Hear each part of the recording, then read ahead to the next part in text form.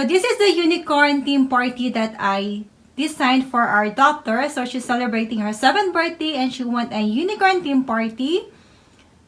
So the balloon, there is a hook and then a string at the back. And then in the other side, there is a balloon also. And then the tassel.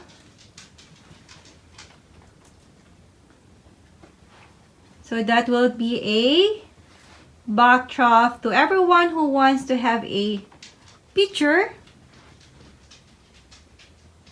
And then in the other side,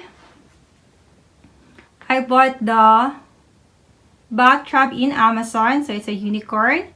They don't have a big size of that. And then the balloon is pink and white.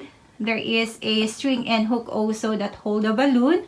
And then we have a unicorn in both sides. And then there is a table for kids. I just need to add a chairs here. I put some garlands also here.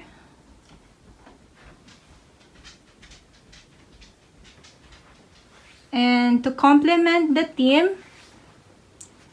this is our Christmas tree that I removed the decors and I add some spring flowers.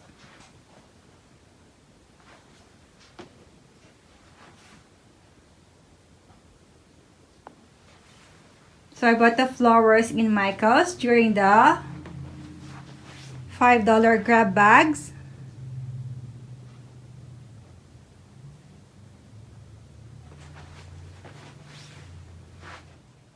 And then in the dessert table, I created a balloon also, an arc balloon. And then I got the backdrop in Temu. And also the 7 number, I got that in Temu. And then I created some gift bag for kids. I got 15 gift bags. And then I got this in Walmart. So I need to put the snacks here. And I have some napkins, unicorn napkin, and then the other utensils. So I need to set up the tables also for the other food.